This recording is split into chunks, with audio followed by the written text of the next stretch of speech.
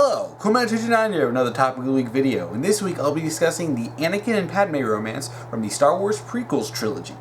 More specifically talking about Attack of the Clones, since, well, let's be real, that's where most of it happens. Now, I'll have two topics for today.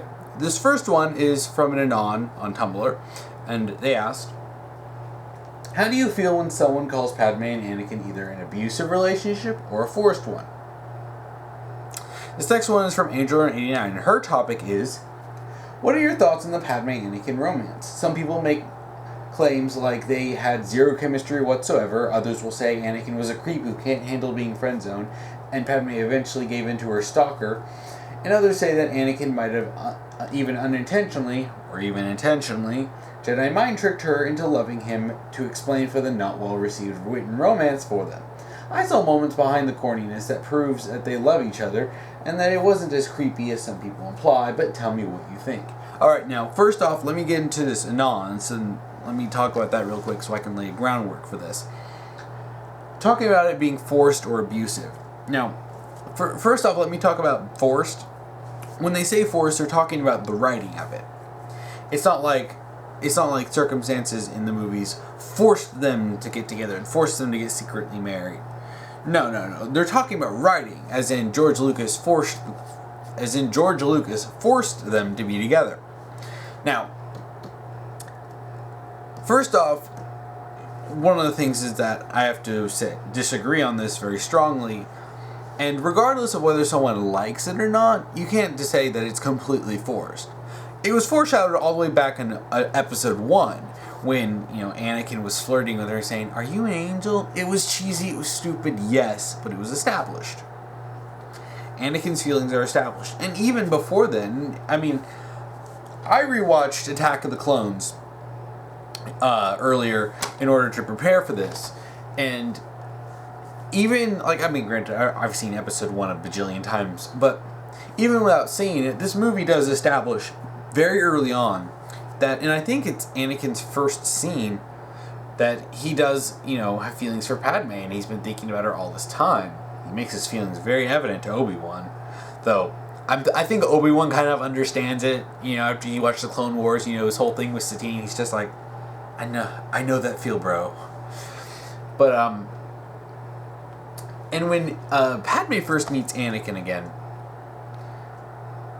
she gets that look like, oh, Anakin, you're grown up, you're this adorable little child, and then she has this, oh no, he's hot, kind of reaction, and which I actually find is kind of funny,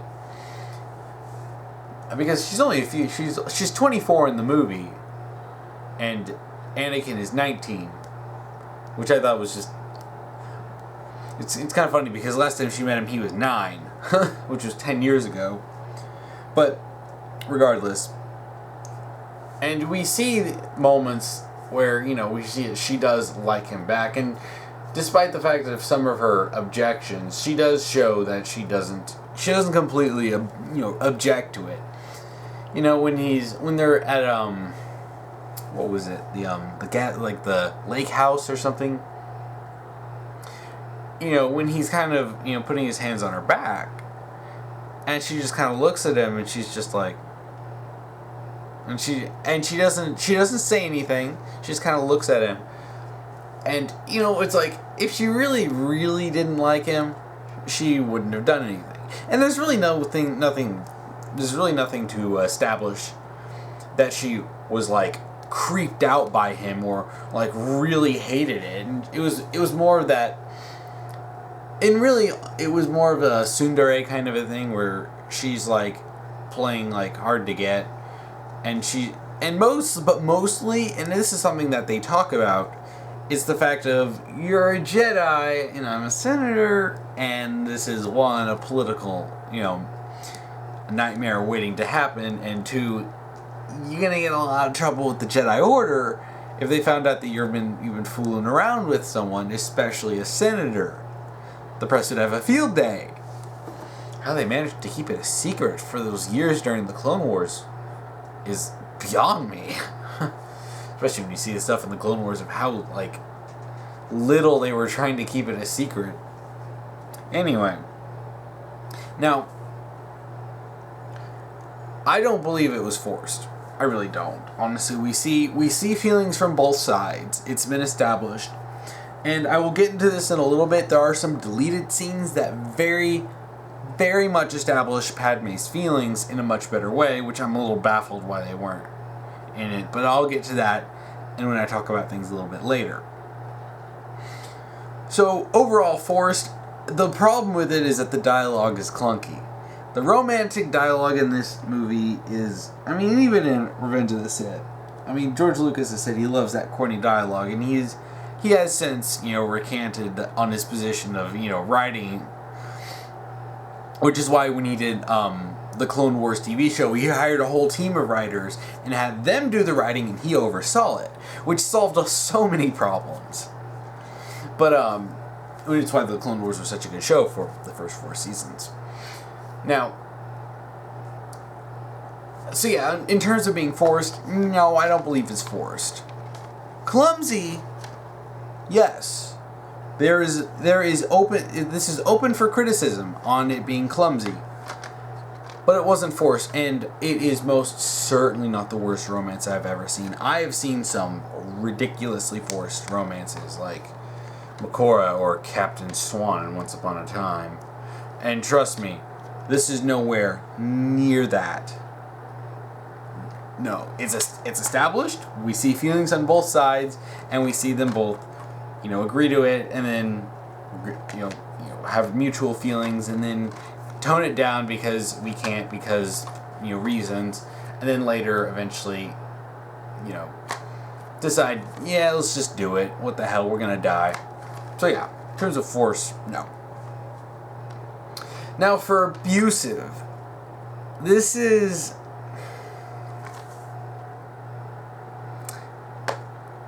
I don't really get where people see this as abusive. Now, it's probably because Anakin is violent and does a lot of crap in this movie, especially murdering a whole camp of Tusken Sand Raiders. Yeah, that's pretty bad. And he tells Padme he did this. And he has a complete emotional breakdown. Now, I'm still kind of confused why people would think this is abusive. Now, I think a lot of this may have come from people seeing Revenge of the Sith and seeing him choking her almost to death. I would like to remind people that at that point he had officially become Darth Vader and he was on the dark side. You're not supposed to think they're all cute anymore. And that's part of the tragedy of their relationship. It was never going to work out. You never heard about Padme in the original trilogy, and there's no mother figure for Luke or Leia. Both of them are adopted, so, once you realize, Padme and Anakin are going to get together, you're like, she's doomed. So, but that isn't abusive. That's part of the narrative. That's not even in this movie, but regardless, it's part of Revenge of the Sith. And Revenge of the Sith, the whole point of that is this is when we see, Anakin fall to the dark side. So, seeing him do, horrible things, and that's after he leads the raid his troop, the 501st, into the Jedi Temple to slaughter a bunch of children. So, Anakin's pretty much already crossed the line into complete, psychopathy. So, choking his wife is not really unexpected. But, and he'd completely lost his mind, thinking that she betrayed him. And ultimately, it's like, I have a hard time finding this as abusive, especially since we're not supposed to see that as good, and even then, that's at the tail end of his character arc in the prequels. But if we're looking at Attack of the Clones, when they fall in love and get married, the worst thing he does is kind of be creepy, and given the fact that he hasn't seen her in 10 years, and that guy has way too much confidence for his own good. He he just says stupid stuff, and that's perfectly in character, really. We saw that in episode 1. But I can't really support the idea that it's abusive, like actually abusive, because they do love each other and they help each other. Their relationship's supposed to be tragic because he falls to the dark side, and we know this is going to happen. We've seen the original trilogy. Most of us have been watching the original trilogy. Like, I've been watching the original trilogy since I was a kid, so going into it, I knew it was going to happen. I knew Anakin was going to become Darth Vader. So it's not really a surprise that something horrible was going to happen to Padme. But I can't get abusive. I said one of the biggest problems is that the clunky dialogue and some overly cheesy things. And that affects, maybe some level of believability for the relationship, but I can't see abuse. Especially since Anakin never does anything like, he never like hits Padme. He doesn't like emotionally abuse her. In fact, the crap that they get into is because she's just as stupid as he is when it comes to this stuff. I mean, when they go to Geonosis, she's literally like, and he's like, I can't go to Geonosis, I have to protect you. And she's just like, well, I'm going and you're going to have to protect me then. And they kind of feed off of each other in that way, and that thrill seeker feelings that they have. But yeah, overall, I can't see it as abusive. Now, I think I spent way too much time on talking about two things. Now move on to Angel's topic, which is significantly more complex. Now, on the claim of zero chemistry, I disagree. Chemistry is affected by dialogue in a lot of ways, but a lot of it comes from the actors themselves. And I do think that Hayden Christensen and Natalie Portman do have some chemistry. When you have some wooden dialogue, it does kind of knock that down a few notches. But I do think that they did make it work for the most part, as well as they could. There were some moments that I actually felt were really good, and looking back at it, I'm actually kind of surprised I never really thought about this before. That one scene where they're eating at the table, and she's eating a pear, and he basically floats the pear over, and he cuts it, and then he floats it back over, because Anakin's a show-off. That actually was kind of a nice little scene. And overall, they do have these nice little conversations. And they have obviously and Padme and Anakin have an obvious, very strong physical attraction to each other. And then I see, and I'll talk about this in a little bit, I'll see why, Padme really ultimately ended up, kind of falling for Anakin. Now, there are some deleted scenes that I'm absolutely kind of pissed that they weren't actually in the movie proper. A few scenes anyway. But for Padme and Anakin, there are a couple scenes that are actually really good. There's a scene, it's when they arrive on Naboo, when Anakin and Padme arrive on Naboo. There's an extended version of their walk to where they're going. And they had a lot more dialogue, and I actually think that dialogue really does work. And that dialogue felt a little more natural between them than some of the other ones. Then there's the scene when they're eating dinner at Padme's family's house, because that's where she is going to stay for part of it. And I'm baffled why they cut this for multiple reasons. I talked about in my Rush Hour 3 review how there are some movies that have deleted scenes that you're kind of baffled why they were cut because everything makes more sense with them. And I pointed to A New Hope for that with big scenes. But this is also a movie that has that. Padme's family is actually in Revenge of the Sith, if you didn't know that. They're there, with her funeral processions. You wouldn't know they were her family unless you'd seen these deleted scenes, in the same way you wouldn't understand that Biggs was Luke's best friend had you not watched the deleted scenes involving Biggs on Tatooine. Now, he, when Anakin is at this, the house, you see some cute moments. You see her, I think, nephew and niece. They're playing with they're little kids. They're playing with R2-D2. And then, they eat, and then the family just assumes that Anakin is her boyfriend. And her mom and her sister are basically just like, oh, come on, Padme, we know you like him. And she's like, no, we're just friends. And then she looks at Anakin, and she's like, you see, in those moments, stuff like that, those are good. Those are really good. Those actually do a lot more to build up their feelings for each other than some scenes that made it into the movie.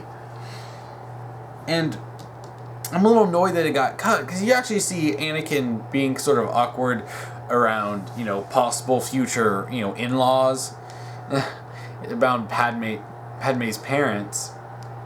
And it's so... I just wish this was in, because it's such a good scene. You see Anakin walking with Padme's father and talking to him while she's talking with her mom. And it's, the family. And there's another scene involving this with Padme and Anakin in her bedroom. Not like that. They're just unpacking and stuff. And he's basically, seeing some pictures on the wall, or hollow pictures. And we get a nice little insights for Padme's character. There's this one scene showing her playing with some alien kids. And she talks about how basically, they died because she was working on a relief effort. And ultimately, the relief ended up being pointless because all of them ended up dying. And she has this really solemn tone, and then she just kind of quickly moves over to this other one, which is about her one of her her first day in the Senate, I think. And one of the things that this really kind of helps reinforce is this idea that Padme likes to fix things, and that Padme does hold guilt for not being able to help things. And I do actually think that this is one of the reasons why she does end up getting with Anakin. And it's she wants to fix him. And yes, is this right? Is this a healthy idea? No. Never date someone to fix them. But we have to remember that this is a story, this isn't real life. Characters can make stupid decisions that involve moving the plot forward. And a lot of people like to call Padme basically the smart one, and she's always right and stuff. No, Padme can be dumb too. She's only human. She's not impervious from making bad decisions. Getting with Anakin isn't inherently a bad decision. Okay, who am I kidding? Of course he's a Jedi. But the reason that she did it kind of was at least what I believe, it's never explicitly stated, but you get this feeling especially after Anakin spills his guts about all of his feelings and how watching his mother die and killing the Tusken Sand Raiders and just having a complete mental breakdown because he feels such overwhelming guilt. And I can see Padme's heart breaking over this. So, obviously she wants to help him, and she probably feels more attraction to him because she sees him, he's wounded and he's hurt. And he has all these emotional issues, and she wants to help him, and she does in a way help him. I mean, we certainly see that he is a bit better adjusted during the Clone Wars, and it's only the tail end of the Clone Wars when Palpatine's manipulations are coming to a T that things start going south.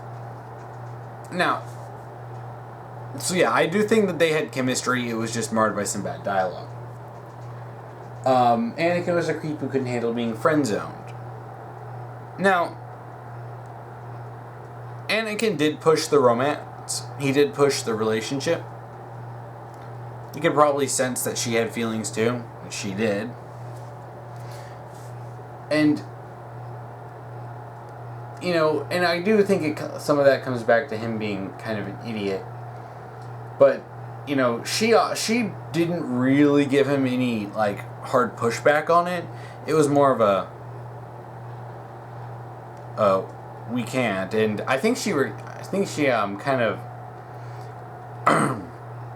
took shots at his ego at times. But in terms of, him pursuing her, she never really gave in this, stop, I do not want to be with you ever. When they're alone together on the lake house, and they have those moments, and the issue is mostly, we can't be together because you're a Jedi. That was really the main thing, honestly. And I think that's one of the things that, she was kissing him, and then she kind of stopped. She's like, wait, no, I'm sorry, I can't do this. We're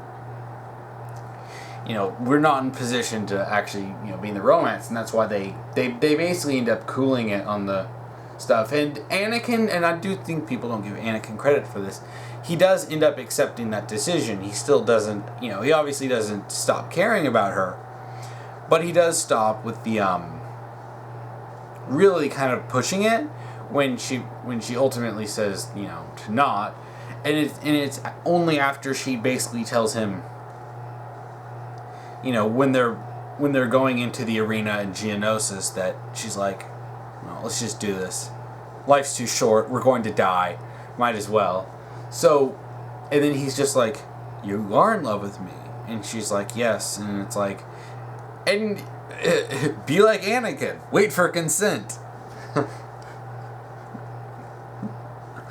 But yeah, Anakin did respect her. It's just, when you get mixed signals and you're Anakin who has not dealt with romance, I mean, you see him walking in the club, the women there were checking it out. They were just like, oh, that's a hot Jedi right there. So, it's not exactly like he's not good with the ladies, at least in the looks department. He's just Anakin. He's an idiot. He doesn't know how to deal with this stuff. And to be honest, he's only got eyes for Padme. So dealing with her, he's, awkward as hell. But he does, do his best to respect it. And, this is Anakin we're talking about. He's practically the definition of YOLO. But, and even then, and when she ultimately decided, no, we shouldn't do this, he did stop. And it's only afterwards that they did get together again. So no, it's not like he was a creep who couldn't handle being friend-zoned. Because after that, he would have pushed harder. And I think a lot of people miss that aspect of those kinds of guys, the nice guys, trademark. I think they miss that, is that when they're rejected, it's usually anger, and they start pushing it harder, like, you need to get with me or else, kind of a thing. And Anakin didn't do that, so it's not like he was freaked out about being friend-zoned. He was kind of friend-zoned for part of the movie.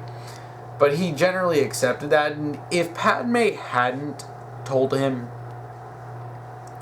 I love you, I want to be with you, he probably wouldn't have ever made a move again. If not, maybe later down the line, but it would have been a while, and it wouldn't have been the same thing. He wouldn't, and they probably wouldn't have gotten married anytime soon. Because a lot of this is whirlwind, but... But overall, it's not like he was just a creep who was stalking her, because his entire orders were protect Padme. So he wasn't just a creep who couldn't handle being friend zoned. He actually could handle it. It would have hurt him, and he would have been upset about it. But it's very clear that he had intentions to basically obey, respect her wishes.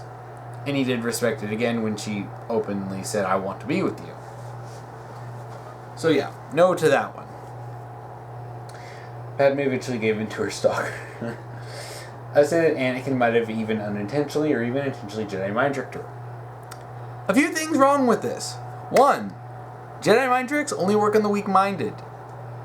This is implying that Padme is weak-minded. And this is actually kind of funny because this is brought up in the movie.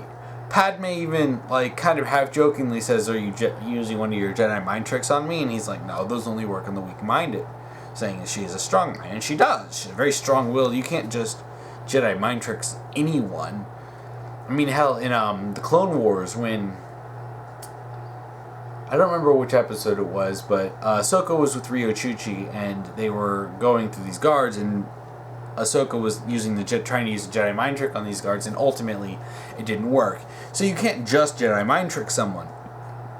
And Anakin, it certainly isn't someone powerful. Well, I mean, he's powerful, but he's certainly not someone with enough knowledge or skill or refinement in the Force to be able to unintentionally Jedi mind trick someone. And from what we've seen of Jedi mind tricks, it generally involves almost hypnosis. Because, like, when you see it used in, when Obi-Wan uses it on the Stormtroopers in A New Hope, it says, you know, these aren't the droids you're looking for. And they're like, these aren't the droids we're looking for. And then when Luke uses the Jedi mind trick in, I think he uses the Jedi mind trick in Return of the Jedi, I think he uses it on a couple of Jabba's guards. I know he chokes one, and then he makes the other one stop, and he just kind of like stands there. And then in episode 2, we see when that drug dealer is trying to sell Obi-Wan death sticks, and he's like, "You don't want to sell me death sticks." And he's like, "I don't want to sell you death sticks." So yeah, it's when someone gets Jedi mind tricked, they generally act in a somewhat hypnotized state. So we never saw him be like, "Love me, Padme," and she's like, "I love you, Anakin." That didn't happen. So no, he didn't Jedi mind trick her, and that's something brought up in the movie itself. And Anakin straight up says, "No, I couldn't Jedi mind trick you, even if I wanted to." So yeah, I think a lot of people kind of try to cling on to that because they want to bash it, and yes, criticize it. Criticize their build-up. Criticize the fact that they have some awkward as hell and corny and wooden dialogue. But you can't criticize that this is an absolutely horrid, romance. It's got some issues, yes, but it's not the worst, really. Honestly, I've seen so many bad romances with no build-up. I will take some clumsy build-up over nothing at all. Can you imagine if the whole movie went without any romantic scenes, and then at the very end of the movie, it just showed Anakin and Padme getting married? Or even just the kiss on Geonosis. Just out of nowhere, without any, confirmation from that they have feelings for each other. Without the whole talk while he was protecting her about, how they can't be together. Like, none of that. That would have been awful. That would have been probably no chemistry, utterly forced, but it wasn't. And that's very important to remember. Some clumsy build-up is still build-up. No.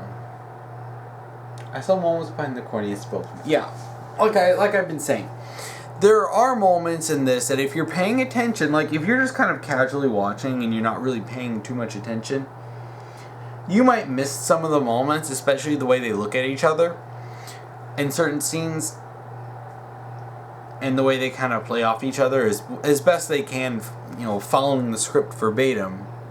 Because, the dialogue in Empire Strikes Back between Han and Leia was going to sound an awful lot like this dialogue until they started, throwing in their own lines, and then we end up with some very iconic, romance scenes between them. But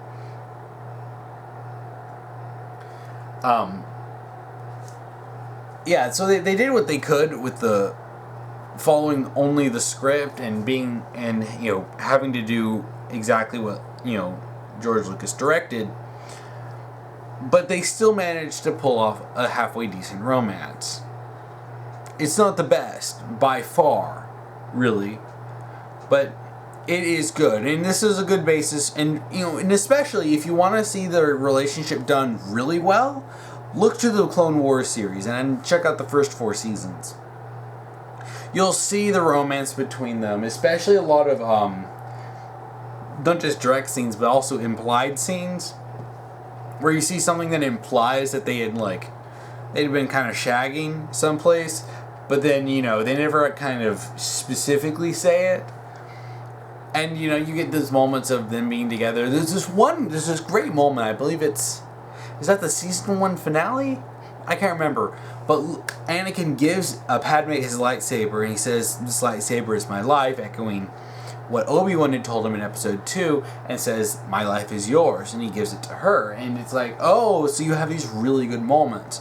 So yeah, if you may have been disappointed when you were watching Attack of the Clones or Revenge of the Sith, really give the Clone Wars cartoon show a look. The 3D version, the 3D one, because there was a 2D one and a 3D one. So watch the 3D one in the first 4 seasons, because after that, the writing quality goes. And you'll see a lot of good Anakin and Padme stuff in that. And I do think that George Lucas wanted to do that build up, because we actually didn't get to see anything about them between episodes 2 and 3, and there are several years in which the Clone Wars are going on that there's build up for their relationship and ultimately conceiving Luke and Leia.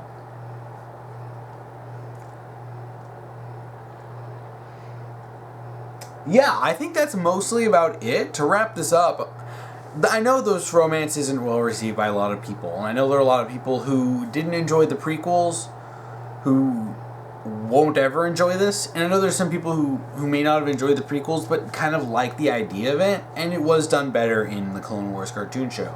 Or some people who look at the prequels and say, I have some issues with it, and trust me, I have my issues with the prequels too. I do like them, and I do enjoy them, and hell, when I was first, it's been a while since I've watched episode 2, and I've always considered it my favorite of the prequel trilogy, and rewatching it, I saw why, and I enjoyed it. And honestly, one of the only things that really holds this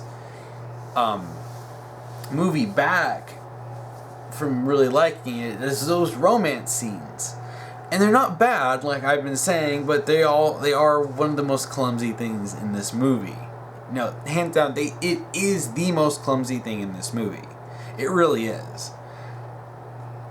And I'm just a little disappointed that it was clumsy, just because we could have had, like they were in the Clone Wars TV show, we could have had some really great moments. And I do kind of wish that George Lucas at the time had allowed them to, change things up that made them feel like it worked better, but that was before George Lucas, you realized that, yeah, he maybe he shouldn't be doing everything entirely on his own. But anyway. Yeah, that's about it. A lot of people didn't like it, but I think if you really look at it, there are some good things, some diamonds in the rough for this relationship. Alright, so if you want to watch last week's topic video, you can check that out here. If you want to watch next week's topic video, you can check that out here when I get that done. If you want to submit a topic, you can comment below on YouTube and simply type out the topic you want me to talk about. Or you can go to my Tumblr and send me an ask and just put topic, and then whatever you want me to talk about. Just make sure you follow the rules that I'll be posting below on both YouTube and Tumblr, and then you talk about something fictional or maybe something on a meta level like this was, the writing of something, gameplay mechanics, that kind of thing. Looked up some of my previous topic videos to see what kind of stuff I do like talking about. And if you're not sure if I'm familiar with something or would feel comfortable doing a topic on it, you can just ask me. Just ask me if I want to do something like that, or if I'm familiar with a show, a movie, a book, series, anything, and I'll tell you. But yeah, that's about it for this week. Thank you for watching.